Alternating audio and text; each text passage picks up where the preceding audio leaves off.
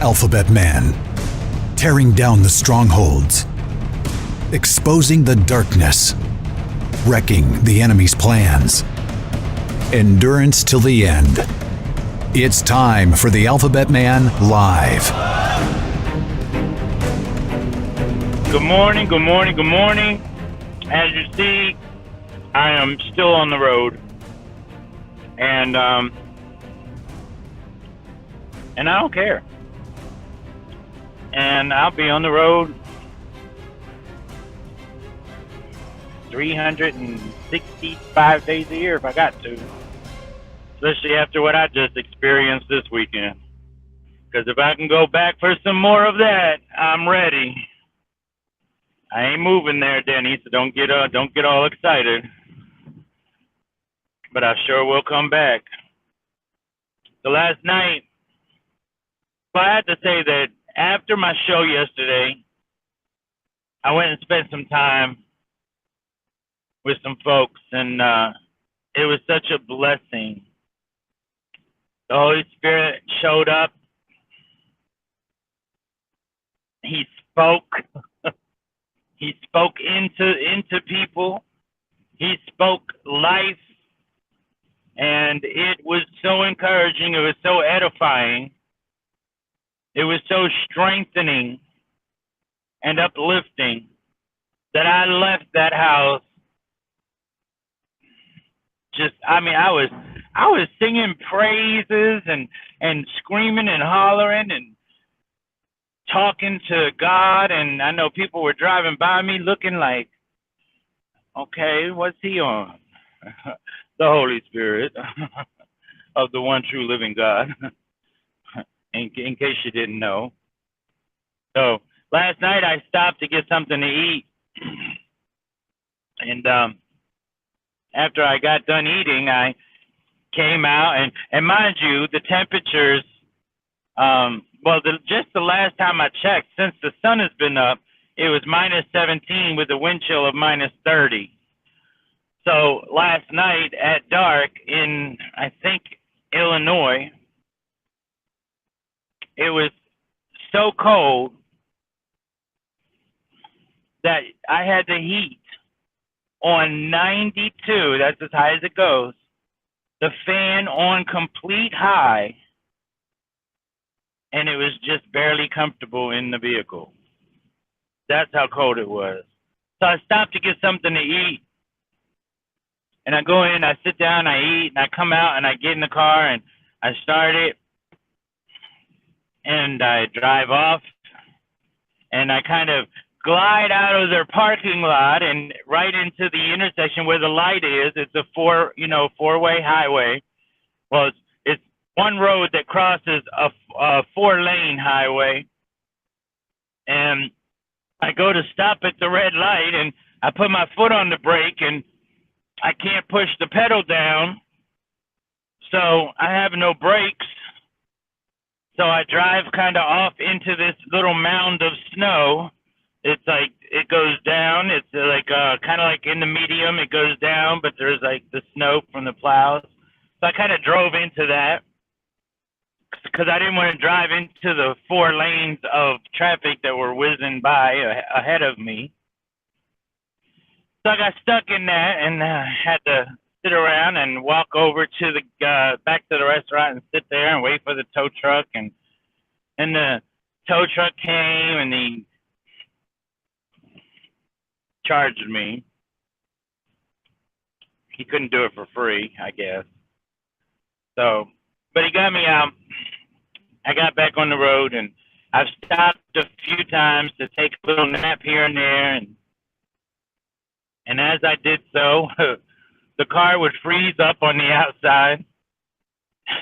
I've had to stop a few times to let the car heat up because the temperature and the wind chill is so cold. See, there's some areas where you get in this like open field, and the wind is coming across them fields, and you can see all the dust and the snow blowing, and you can feel the temperature in the field drop. I'm telling you, this this bitter cold that we're being hit with is nothing nice. And so all of that, not complaining about any of it, but I figured, why not how my days have been going. And so I also want to bring Denny Bryan in here from the Iowa Huddle. I want him to come in and maybe give a little testimony of his experience this weekend. I mean, he's the Iowa Huddle, and they put on this event for Coach Dave and myself, and for all these people that came. And I told them yesterday, I said, I sure hope you recognize what you have here, because I haven't seen fellowship, intimacy, and love like this amongst so many people all at once, that you had better recognize you have something very, very special here, that you've been truly blessed, that God has answered prayers. He's heard them. He's answered them. He is pouring out and just raining his blessings upon. Sorry, I saw lights. I thought he was trying to stop me, but no, he was stopping because somebody broke down. A lot of people breaking down on the highway last night and today. It's so cold that when I stopped at a truck stop back there a while ago to gas up, I heard about the truck driver, I was telling him about my brakes freezing up, and he said it happens to them all the time. They get out there with sledgehammers and all kinds of stuff to get the ice off of wherever their lines or brake line or pedals, I don't know. But I'm telling you, it's this cold is nothing nice. A lot of cars broke down, stranded on the side of the road. So if you don't have to go out in it and you're near where it's at, don't. So anyway, back to the Iowa Huddle. Man, oh man, Denny, I want you to recognize what you have there, brother, because it's phenomenal. I've experienced that in bits and pieces and fragments all over the nation. But I've never been somewhere with that many people in one local area.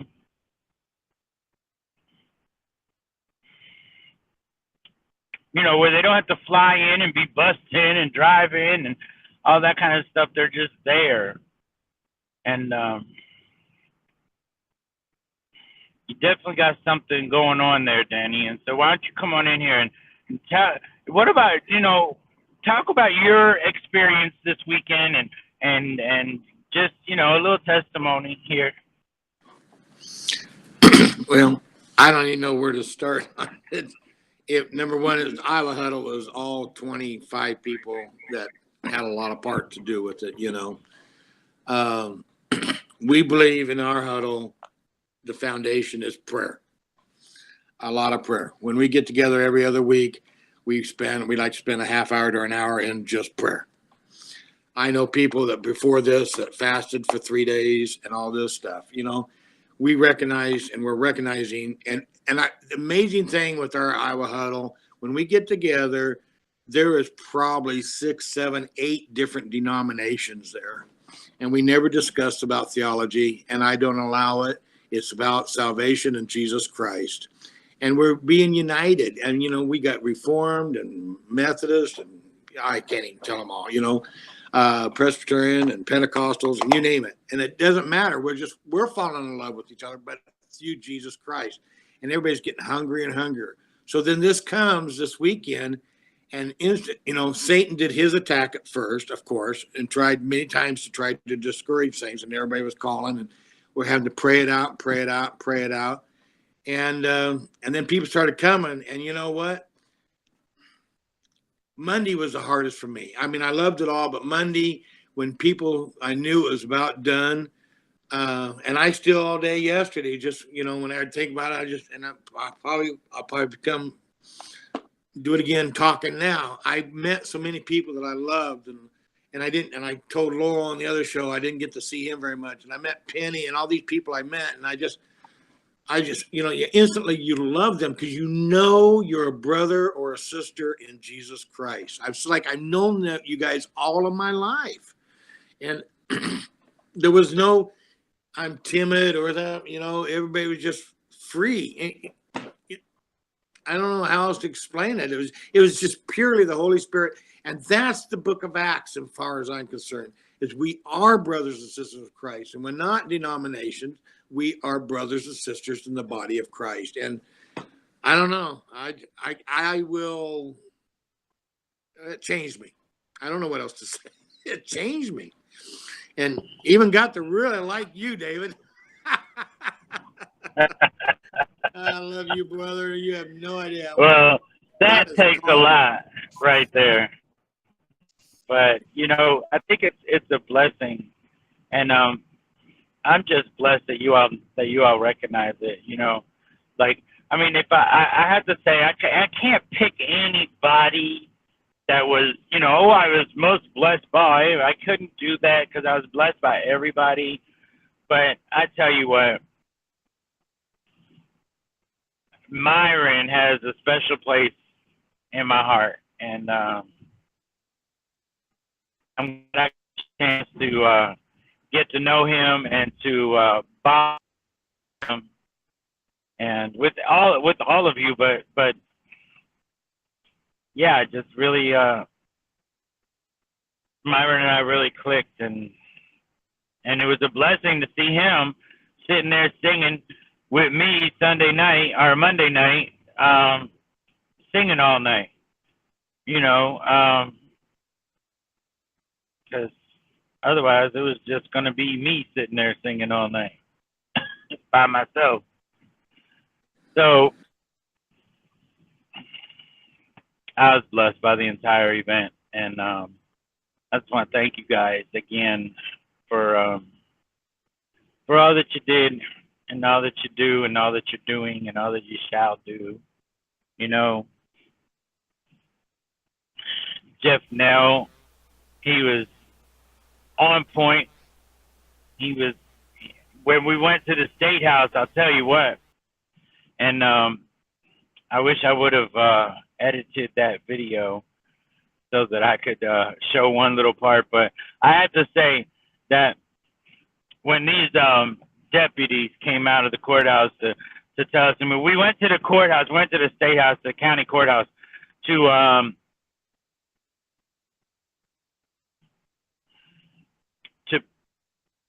picket the judge, to protest or speak out against the judge that took it upon himself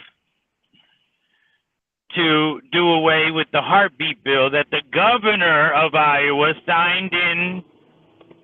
The governor signed it in, and this judge says it's unconstitutional and nobody has to abide by it. So we go to the State House to oppose that and to make a statement to that judge and let the judge know that not in Iowa. They're not going to do that. Not in Iowa. Iowa protects babies. Iowa wants babies to live. So while we were there, the deputies came out and they were like, well, you know, you got to move. You can't stand there. You can't stand there. You got to go to that corner, go to that corner, go across the street, go here, go there. And I actually have another video that I didn't put on my YouTube that I didn't know I had on my phone. I'm going to edit that and share that one probably later this week. But so the deputies were huddled up. I was across the street. I was pretty much trying to get Coach on video so he would have the video footage. And so I'm across the street, and I'm noticing that the deputies are blocking the sidewalk. So I said,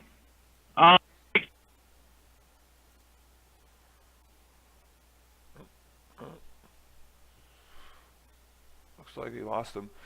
Oh, you back? He's back. Roger Weaver, why would you call me during my show when I'm doing it from my phone? Anyway, I said, excuse me, officer. Y'all need to move because you're blocking the sideway. You're blocking the passage for people. And this one, he just kept glaring at me. He was the one that in the beginning, he was the most forceful, the loudest one. And he was the one that had to shut his mouth because his sergeant came out and started talking for him and saying, well, you can protest, but, you know. And so it was just, it was a mess, really, because they didn't have a clue of what they were talking about. They didn't know the law. They don't even know their own Iowa Constitution. Lowell texted me some passages from the Iowa Constitution afterward, and when I shared them with the people in the Iowa huddle and with Coach, and they, so that they had them and they could eventually refer to them when they go back out there. Not if, but when, because I know they'll be going back out there. And so when we were leaving, I said, there was one of the deputies kind of walking ahead of us like he was going somewhere. And so I said to, I don't even know who I was walking with. I think I was walking with Myron. I said to him, I said, I sure hope they have a whole lot more deputies in this when we come back. They're not going to believe the amount of people that's coming back with us. He turned right around and went right back. So, needless to say, they probably got real prepared for nothing because we didn't go back and we weren't bringing anybody back. I was just wanting to put them on high alert. And so hopefully some of them guys got some extra hours in there in these last few days being put on staff to be ready. Anyway. Hey, David. Yes. I just got a kind of a question for both you and Denny on that. So, you know, to lay out the situation, you guys were all there. You're at the Iowa huddle. You finished. You had speakers and everything. And then, how did this happen? So, because could you relate how you guys decided to do this so that other people can do stuff like this as well? Because this was a spur of the moment. This was a spur of the moment thing, right? Right. Well, you mean the State House thing? Yeah. Like what? Yeah. What happened? Like, were you guys just sitting around and? It wasn't you guys because I was at the hotel. Okay. I'm going to keep it real. I was at the hotel. I didn't even have any plans. The thought had crossed my mind of going to the judge's house and stand outside his house, and but Coach texted me and said, "Hey, we're going to the State House at 1. If you want to go, be at Denny's, you know." And so I was there.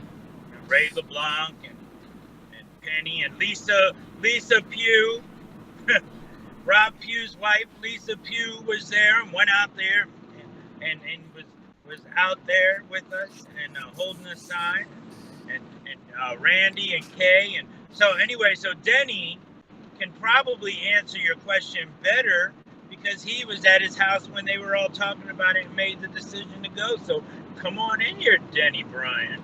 Okay. Well, just after Coach got done with his show, he came upstairs. That Denny was Sunday. Bryan. Dennis Bryan. Hello. Can you hear me now? Okay.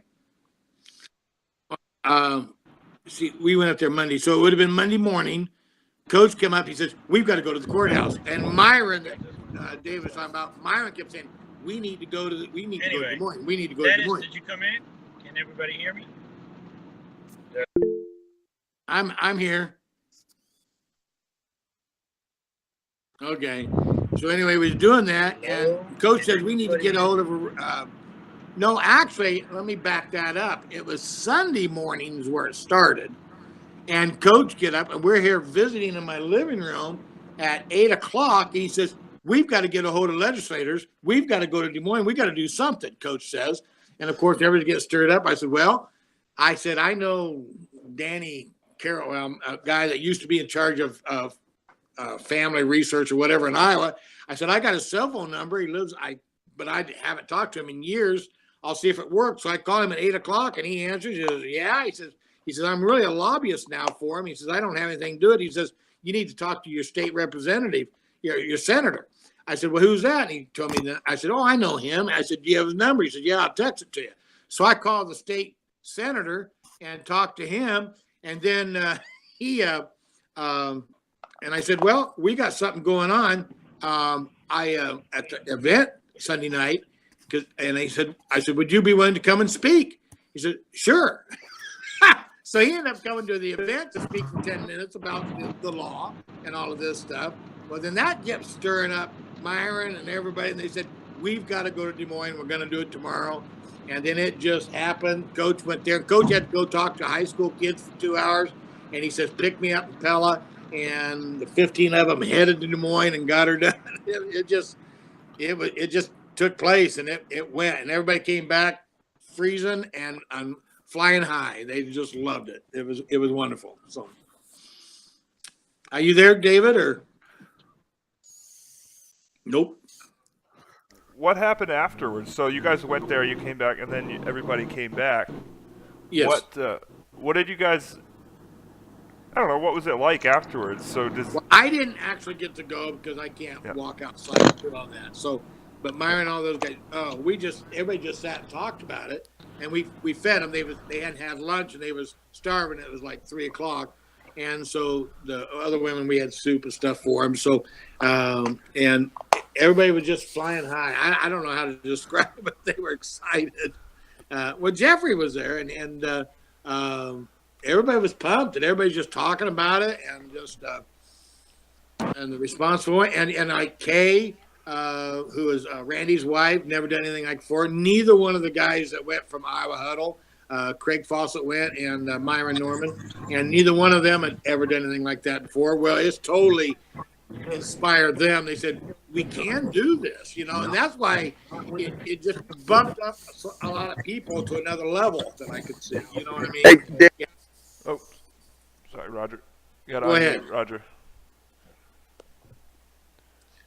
So, so that's what happened. It's just it's bumped us up in the Iowa Huddle. We're already getting people contacting me already yesterday, and I got to get back with them today, of other organizations, and we're going to start uniting. Iowa Huddle is going to unite all of the anti-abortion and organizations, and we're going to unite, and we're going to become a major force on this. That's great. And I think God's going to use us to completely unite them. And Hallelujah. Denny, can I ask a question? Sure. What I was intrigued about when the police officers came out and I watched David's video, were you not on a public sidewalk? I just don't understand any of the thinking. Do you have any additional insight of how they were going to remove you from a public sidewalk? They weren't, Roger. They weren't. Yeah. They were just mouthpieces, and they were hoping that because they had a badge and a mouthpiece that we would just listen to them and go away. But that was the whole point was, it's a public sidewalk. We have the right to protest, the right to gather, the right to do what we're doing. And, but so they just kept kind of repeating themselves. And so because they kept repeating themselves, it pretty much lets you know that they know they're powerless. They can't do anything. You know, I mean, even if they were to put handcuffs on you and put you in a cell, nothing's going to happen to you. You're going to be released that night. Well, I agree. I just find it's a sad commentary, but it's a true one that these little minions would not stand up to the judge and say, Judge, we love you and we serve the courthouse here for you, but those people are on a public sidewalk. Do we really want to move in that direction? I think what Mark said was like really spot on yesterday. And I mean, what Chad said was spot on yesterday when he said, you know, the judge calls the lieutenant or the corporal or the sergeant, and then they call downstairs and they say, you go out there and you get them out of there. I don't care what you say or what you do. Right. They claimed we were disturbing the peace and that they were having court on the second floor there. Yeah. And they were having court. Yes. With an outside wall. Well, courtrooms don't have outside walls. You really wish, and you know, you wish you could I mean, we're all busy and we all have schedules, but you know, you're in a different state. You kind of wish somebody would have gotten arrested, but I know it's easy to say that because I just don't understand even moving. I mean, anybody on the bench should be understanding that you can't go in that direction. It's wrong on a whole bunch of counts, not just legally, but just free speech. The governor signed the heartbeat law and the judge said no. Yeah. Yeah, Roger. This is the judge. Doesn't matter. Yeah, Roger. This was a judge that ruled that abortion was a fundamental right.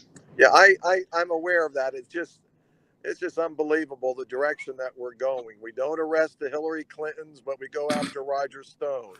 You're on a public sidewalk, and they tell you that you got to go down to the other side of the public sidewalk. It's ridiculous. Roger. The reason for that is because the courts are beholden to Mammon and to Baphomet. That's why. Yeah. This court system is wicked. Well, to be honest with you, I kind of feel sorry a little bit, Roger, for the officers. I think they were caught in the middle. In fact, somebody talked to them. Somebody said one of them told him that they didn't really like doing that. But I mean, they was kind of caught between a rock and a hard spot. And yes, I wish the policeman would have stood up and said, no, this ain't right. You know what, Denny? That's it right there. They need to stand up. I don't want you to come tell me, oh, look, the temperature is minus 19 right now. So anyway, I don't want you to come tell me, well, look, you know, I really believe in what you're doing. I don't want you to tell me that. I want you to find out how many other officers believe in what I'm doing. And then I want you guys to walk in that courtroom and go up on that bench and put the judge in handcuffs and drag his ass downstairs and throw him in a cell and then let him sit there until they come and get him out and lose your job over it. Amen. You believe in what I'm standing for. Amen. Yeah, they should have mutinied to a degree. You understand what they were given was an unlawful order. But the problem is they all want their jobs and they want to keep their jobs and they've got. That's it. And that's what it's going to take. And again, I don't say this boldly like I'm ready to get arrested, but that is what it's going to take because everybody is protecting themselves. But yet I have found in these situations, that if you will stand up to a judge like that, deep down, he's with you and he actually doesn't mind a first person standing up, you know, and saying, you know, Your Honor, listen, we know you want us to do something here, but what you're doing is improper and really could come back to haunt you. You know, if these people if they sue you for doing this, your name's going to be all over the paper. Roger, don't you think? Because if it had been a liberal group, and I won't mention any of their names, but you know what I mean, LGBT, whatever, they probably wouldn't have done anything because they block streets and stuff illegally and they don't do anything. But I think they're used to Christians so not doing anything. It's kind of like, well, you can't do this, and Christians run and hide because we don't want to break any laws. And they're just not used to it. And that's why there's something happening here with Coach Dave and with David Arthur. And it's going to we wake Christians up, and there's a powerhouse out there, folks. Oh, absolutely. No, I think you're absolutely right. You know, absolutely. Okay, David. All right, final- guys, we are signing off, and guess what? What they needed to do is come out there, take their badge off their shirt, put it down inside that courthouse, come outside and pick up a sign. That's what they should have done. Amen. Anyway, look, Lord willing, we'll see you guys tomorrow, and I won't be driving. Yeah. And I won't be in Iowa, and I won't be in Illinois, and I'll be at home, Lord willing. God bless you, brother. God bless you all. Love you guys.